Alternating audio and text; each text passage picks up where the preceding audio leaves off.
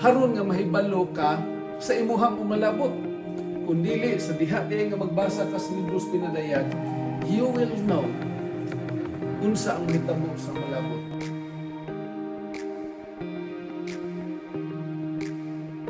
Nini mo nga simana is about praise o pagdaig nganha sa Ginoo. So unsay nganong angayan nato siya nga dayigon ug pasalamatan.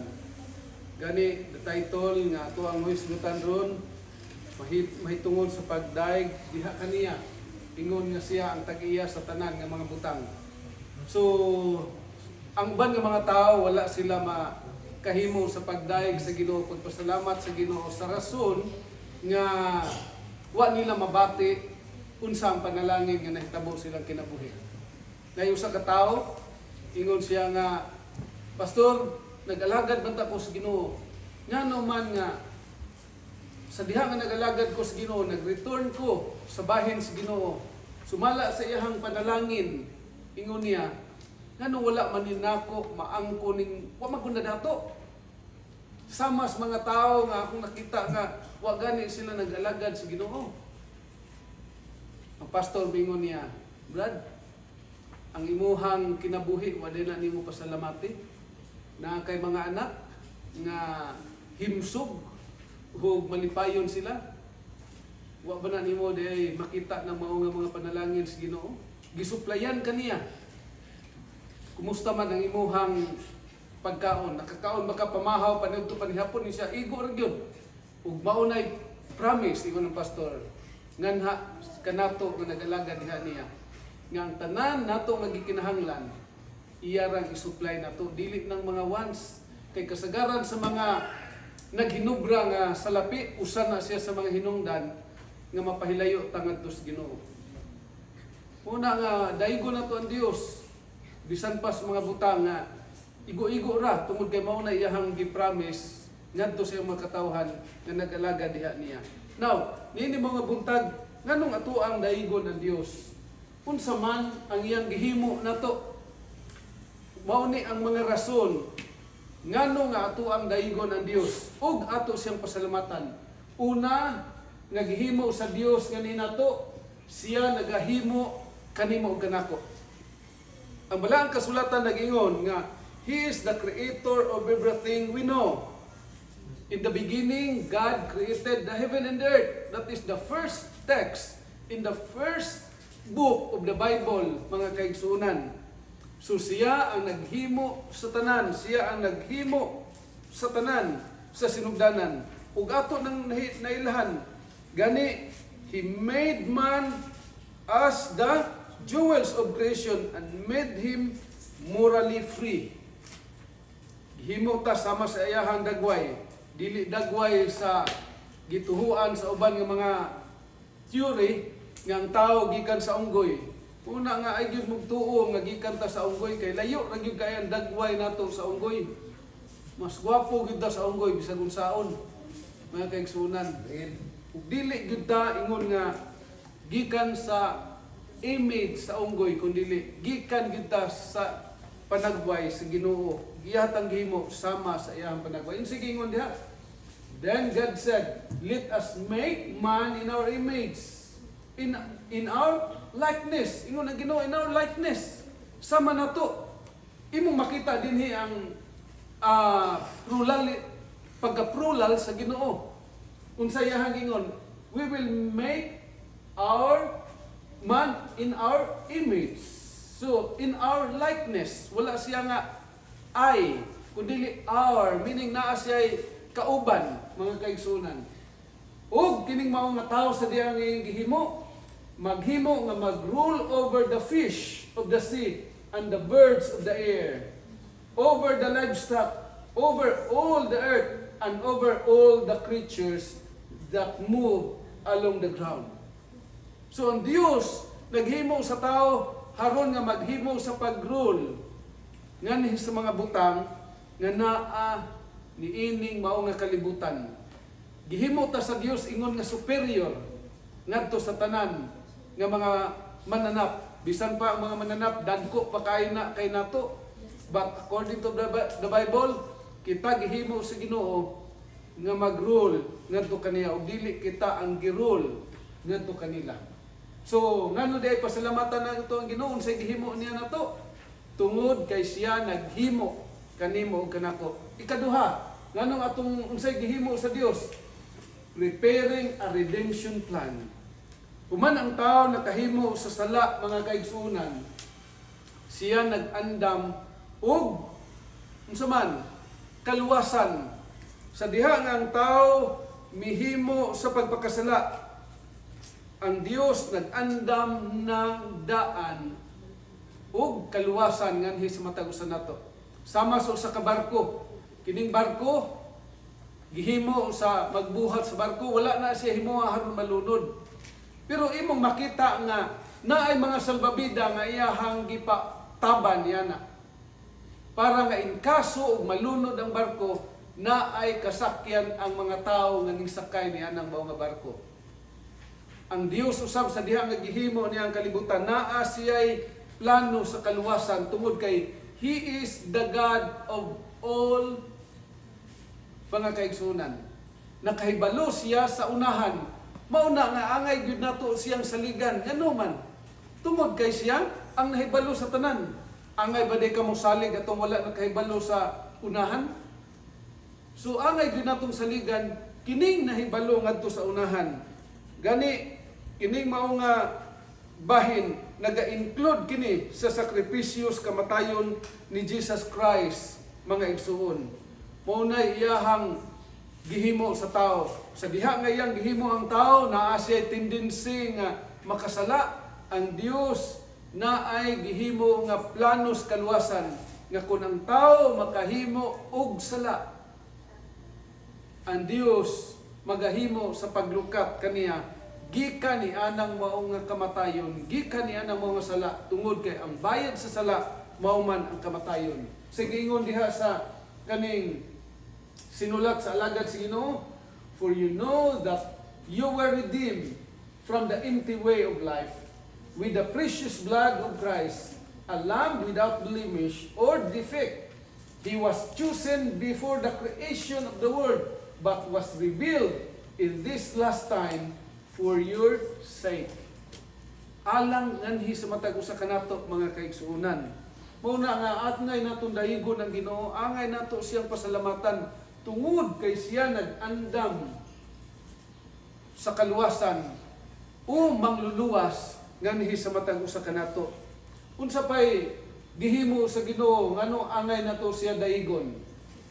Offering salvation to everyone. Nag-offer siya salvation ngadto sa tanan.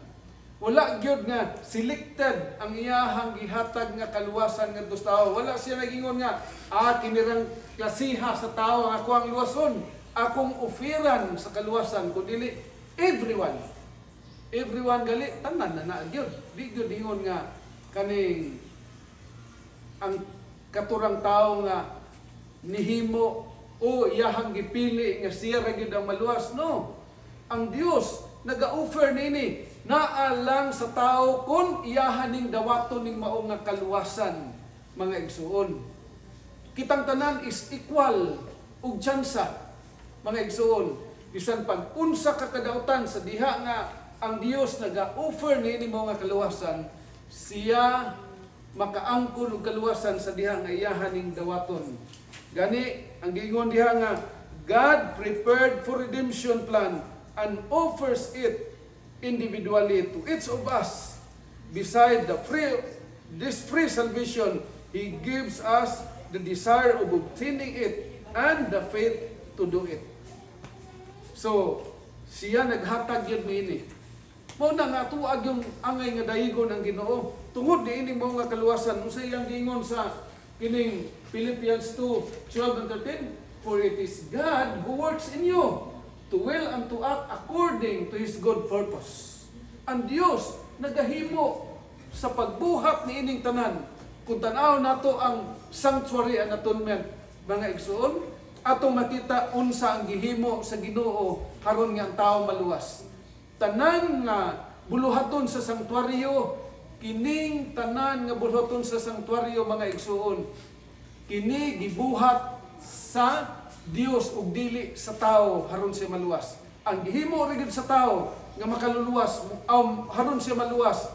Tao nga makasasala, muadto ra gyud siya sa templo, mga kaigsunan. Muadto ra gyud siya sa sanktuaryo. Human dito sa sanktuaryo, muhimo lang gyud siya sa pagsulti sa iyahang mga sala ngadto sa mananap nga iyahang pagapatyon, mga igsoon. Ug human niana ang pari maunay maghimo sa tanan nga mga buluhaton. Ug kining mao nga buluhaton, mga kaigsunan, nag-refer sa buluhaton ni Kristo alang sa imo gako nga kaluwasan. So iyahang gihimo nganhi sa matag usa kanato, mauna ang pag-offer niya sa kaluwasan nato. Gani yung sayang gingon nga sa diha nga kitag iyahang gi-offeran, ato lang yun ang dawaton ng mao nga kaluwasan. Ato lang yung dawaton ay lang gyud na ipalabay, mga kaigsunan. Kay kung imuha ng ipalabay kanang mao nga offer sa kaluwasan, dili na gyud na siya mobalik pa diha sa imuhang kinabuhi. Unsa pay gihimo sa Dios ganhi nato? Pinaagi sa iyahang paghigugma nato. Unsa iyahang gihimo nga gugma? Giingon diha, He loves us in an unconditional way. Ang gugma sa Ginoo unconditional gyud. Di kita angay higugmaon, mga kaigsunan, apan ang Dios na higugma nato. Ngano di ta angay higugmaon? Dautan ta, makasasala ta, wala tay nahot, mga kaigsunan. Di gyud ta angay puniton, mga igsuon, tungod kay ingon ana ta kadunot sa tuang kinabuhi, apan ang Dios na higugma nato ug ang iyang paghigugma dili kondisyonal. Dili tungod kay mauni ang hinungdan nga gihigugma ta niya, kundi kitang tanan iyang gihigugma. Gani unsa pa man ang imuhang status sa imong kinabuhi ug unsa man ang imong gihimo, dili na mao'y rason nga gihigugma ka sa Ginoo. Kundi ang Dios na higugma gyud kanimo ug kanako. That is the reason why nga tuwa siyang pasalamatan. Gani sa dugang paniana, gihatag niya ang ability nga kita usab mahigugma, mga igsoon. Sa tuang kaluwasan di ay ang Dios una nga higugma nato. Unya gihatagan ta niya abilidad sa paghigugma ngadto kaniya. Ug atong mahibaw-an nga kining mao nga gugma sa Ginoo nga iyahang gisultingan hinato, pinaagi sa atong pagtuon dinhi, pinaagi sa balang kasulatan, kini atong pamalandungan ug nianang mao higayon may rason usab kita nga mohigugma diha kaniya. Ug kining mao nga gugma dili usab magatubo kun dili usab kita mohimo sa pagbasa kanunay sa iyahang mga pulong nga mao ang balaang kasulatan. Gani matag usa kanato pinasahi gayon sa Ginoo.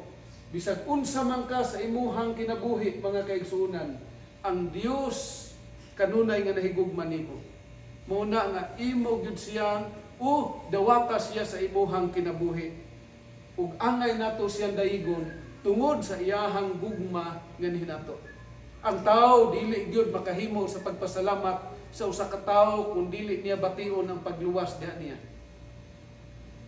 Kung naa ka sa kukuyaw pananglit na hulog ka sa usa ka barko, kunya sa diha nga nashulog ka diha sa barko nga imong gisakyan, diha loud, kung dili ka luwason sa usa ka tawo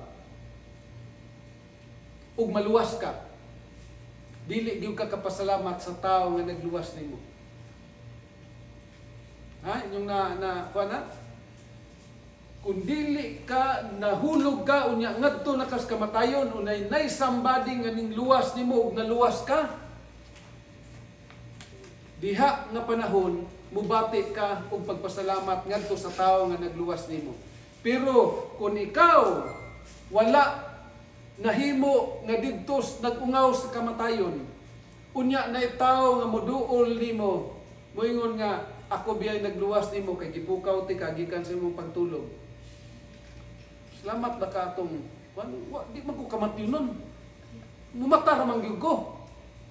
Di ba? Di na to mabati. ang pagpasalamat kung wala ta nagungaw sa kamatayon. Mga igsoon atong hinumduman nga kita ngadto nas kamatayon. Our destination ngadto nas kamatayon apan ang Dios nahigugma nga ni sa matag usa kanato ug iya tang giluwas aron nga dili ta mo adto ngadto sa kamatayon ug makaangkon ta sa kinabuhi nga walay katapusan lamang atong dawaton siya sa ato ang tagsa-tagsa ka mga kinabuhi. Unsa pay rason ngano ato ang dayigon ang Dios? Ang rason mao nga siya nagsaad nganhi sa matag usa kanato. Isa siyang saad, ang iyang pulong puno sa mga saad. Ang tao sa diha nga magsaad karon mapakyas pa man gyud. Bisag unsa pa ka maayo sa tao, mapakyas gyud ang tao. Karon kaming man gyud ang ning daghan mang nanagan og kaning nagkalain nga posisyon sa tuang gobyerno ron. Grabe yung sinaaray mga kaigsunan. Apan human sa eleksyon, ayaw gyud pag-expect nga kanang tanan nga gisaad matuman na mga igsuon. Nganuman, tao ra na ang gisaad. Mapakyas gyud mga kaigsunan ug walay perpekto nga tao nga makahimo sa pag-fulfill ni anang iyang tanan nga mga saad. Apan you know what? Anay usa ka tao nga nagsaad mga kaigsunan. Ug kinsa na? Si Ginoong Hesus. Nga nataw niini mao nga kalibutan ug nagsaad siya kanimo kanako nga iya kang balikan ug iya kang luwason, iya kang kuhaon gikan niining mao nga dunot nga kalibutan. Mao nay iyahang saad ug kanang iyahang saad dili gayud siya muhimo sa pagpakyas niini.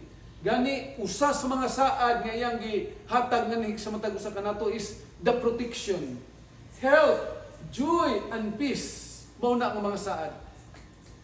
Sa una, sa diha nga wala pa ko sa pag-alagad sa Ginoo, ning apil ko og mga grupo sa mga batanon. Kay kining batanon pa ta apil ka og mga gang, apil pa ka og fraternity, mga igsoon, bahalag sakit kay bunalan. Ang ako ang paa ng lagom, mga kaigsunan nga murag lumboy. Di nako ka gamit sa CR ug insakto kay perting sakita sa kong paa. Ngano unsay purpose nganong nagpabunal tungod kay mo apil mo join sa grupo haron nga naay proteksyon gikan nimo, di ba?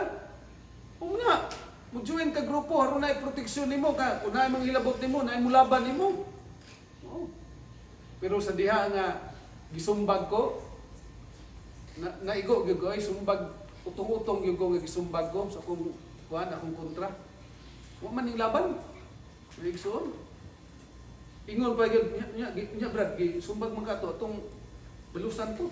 Sige, balusin niyo brad. Wa may hitabo.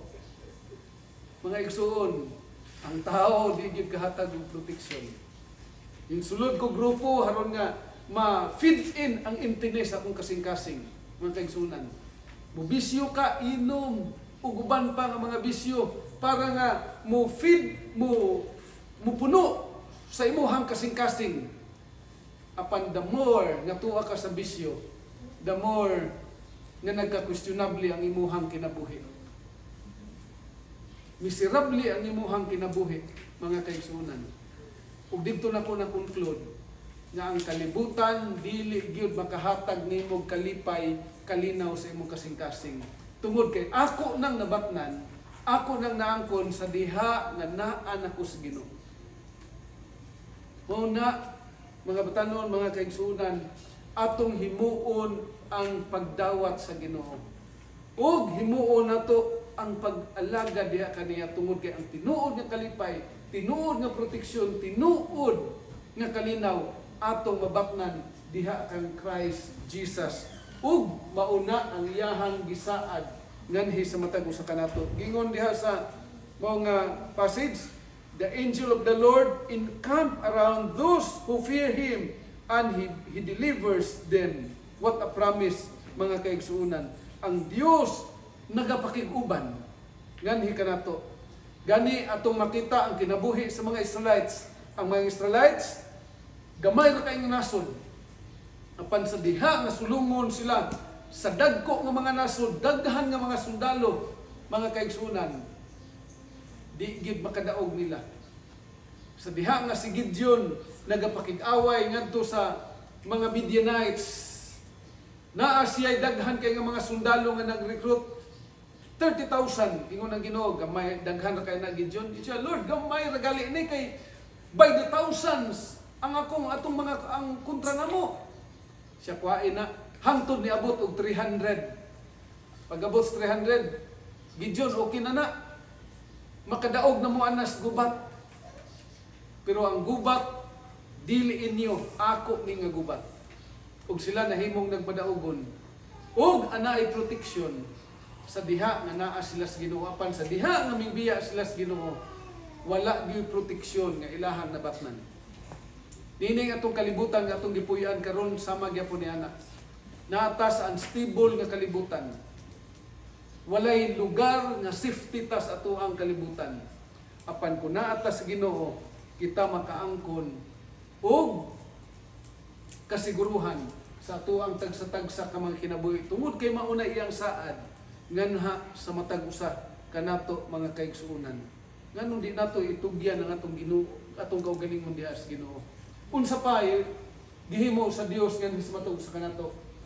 He giving us hope. Naghatag siya nato og paglaom. Niining atong kalibutan nga walay paglaom tungod sa ato ang sitwasyon nga sama niini karon.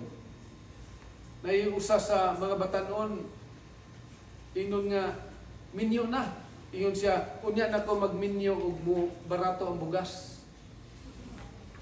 Damo ra noon ganing mahal ang bugas. Mga kaigsunan, imposible kayo sa mo ang panahon kaniadto sa kaning teenager pa min nga moabot og tag 50, 60 ang kilo.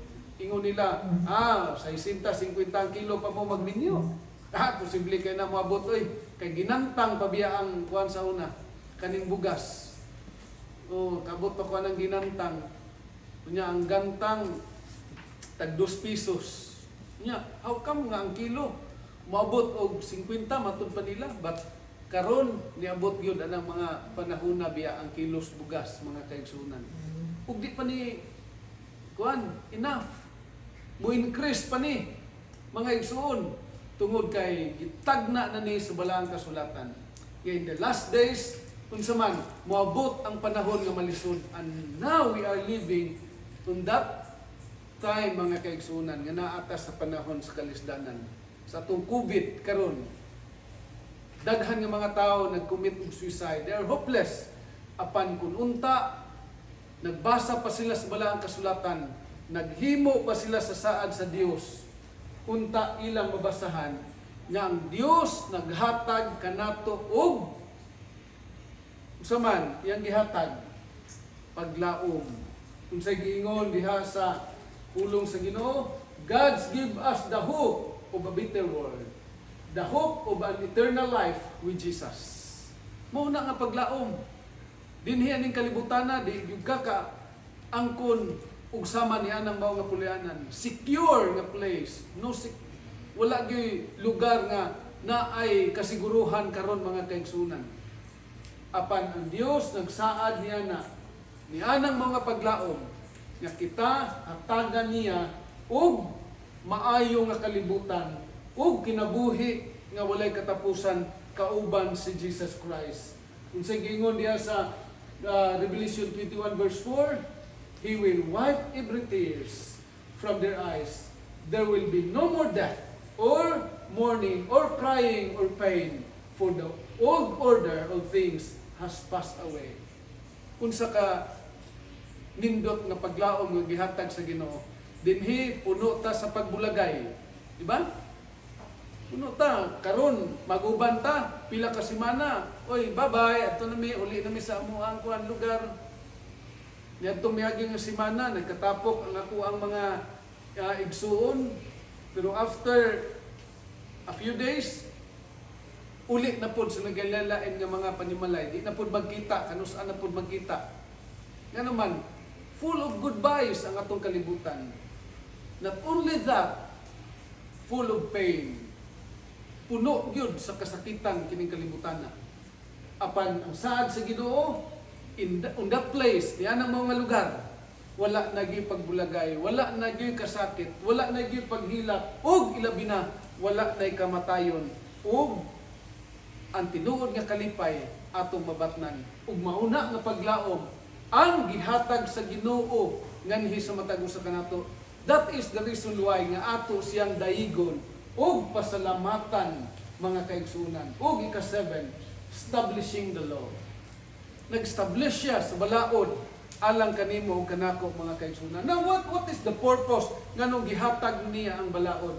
Gani ang balaod giingon diha nga kini siya sama sa usa ka koral nga maghatag og proteksyon ngadto sa iyahang mga katawhan. Maghimo siya proteksyon ug balaod haron nga mahimo nga maproteksyonan ang iyahang mga katawhan gikan sa kadautan. Kay unsa kaha kun walay balaod ang ato ang gobyerno? Unsa pug kaha kun walay balaod ang Dios nga nagkalanrakas ang tao kun walay balaod? Ug pasalamat ta sa Dios nga nahigugma nato nga nag-establish siya niining mao nga balaod para nga kita makaangkon sa kinabuhi ug niining makasasala nga kalibutan bisan tuod ug dili nato maangkon ang tinuod nga kasiguruhan apan siya naghatag nato og paglaom ug ingon nga siya usa ka Dios nga order mga kaigsunan. Naghatag siya niining mao nga balaod para ikaw gako magahimo sa pagtuman aron nga makaangkon og kalinaw kung ang atong mga kinaiya mahimo nga mausab. Gani mao ni ang atoang gitun-an nga pito ka mga reason ngano nga kita modaig sa Ginoo. Una niini tungod kay siya naghimo kanato. Sunod tungod kay siya nagluwas nan hinato. Gani in creation giingon diha sa Psalms 139:13 and 12, for you were created my inmost being. You knit me together in my mother's womb. I praise you because I am fearfully and wonderfully made. Your works are wonderful. I know that full of will. Gihimo gyud ka nga wonderful mga kaigsoon, makatilingala ang iyang paghimo diha kanimo. Mauna nga atong daigon ang Ginoo. Giunsa pud niya sa pagluwas nganhi sa matag usa kanato mga kaigsuonan. Giingon diha sa kaning balaang kasulatan, how wonderful is the plan of redemption in its simplicity and fullness. It not only provides for the full pardon of the sinner, but also for the restoration of the transgressor, making a way hereby he may be accepted as a son of God. This must be fill our hearts with praises to God. That is why angay ta nga mo pasalamat sa Ginoo tungod sa makatilingala sa iyahang gugma sa plano sa kaluwasan nganhi sa matag usa kanato. Unsa pay rason nga ato anong daigon ang Ginoo? Atong daigon sa Ginoo tungod kay ato siyang pasalamatan tungod sa iyahang kaluwasan nga iyang gihatag nganhi kanato individually. Gani gipakita niya ning mao nga pagsulti nganhi sa matag usa kanato nga iyang gihimo ang tanan para makaangkon tag kaluwasan. Unsa nga klase nga Dios nga ato ang gisimba mga igsoon ug angay nato daigon tungod sa kaluwasan nga iyang gihatag nato. Unsa pagani ngano atong daigon ang Dios? Tungod sa iyahang gugma. Nagingon, praise should grow in our heart as an answer to God's love. Ang pagdaig nato sa Ginoo ato nang himuon dinhi sa atong kasing-kasing ingon sa ato ang pagpasalamat sa Ginoo sa iyang gugma nganhi kanato. Iyang gipakita ang iyahang gugma nganhi kanato ug ato usab kini ipakita ngadto sa ato ang mga kasilinganan. Mao na nga atong pasalamatan ang Dios tungod ni anang dako nga gugma nga gihatag sa Dios. Unsa pa angay nato nga daigon ang Dios tungod aning iyang promise. Every time we see God's promise become true in our lives, we need to praise Him. Ato yung gikinahanglan, ato siyang daigon. Kung na atong pasalamatan siya sa iyang pagtuman niining mao nga mga saad nganhi sa matag usa kanato. Unsa pa? He gives us hope. Mao na ang usa ka powerful reason nga ato ang dayigon ang Ginoo tungod ni anang mga paglaom nga iyang gipadayag nganhi sa matag usa kanato. Na atong kalibutan is hopeless, but through him na atay paglaom. Og mao nay rason nga ato siyang dayigon. Og usab tungod sa iyahang balaod. Ang iyang balaod naghatag nato proteksyon ug naghatag kanato sa balanse nga pagkinabuhi niini mao nga kalibutan. Gani ato siyang pasalamatan tungod niining mao nga pribilehiyo nga gihatag niya sa matag usa kanato. Si David nag-ingon siya diha sa Psalms 30 verse 12, that my heart may sing to you and not be silent. O Lord my God, I will give you thanks forever. Akong ipasalamatan ikaw sa walay katapusan. Mga igsuon, ini mga kabuntagon, ato bang nasabtan ang pito ka mga rason nganong muday tas Ginoo? Ug sama ba usab ni David, magaingon ta, Ginoo, ako kang pasalamatan tungod sa imuhang gihimo nganhi kanako. Tungod sa kaluwasan nga imong gihimo nganhi kanako. Ug tungod sa imuhang saad nganhi kanako. I hope and pray na sama kang David, mga kaigsunan, ato siyang dahigon not only this time but forever. Haron nga mahibalo ka sa imuhang umalabot. Kung dili sa diha nga magbasa ka sa libros pinadayag, you will know unsa ang mitabo sa malabot.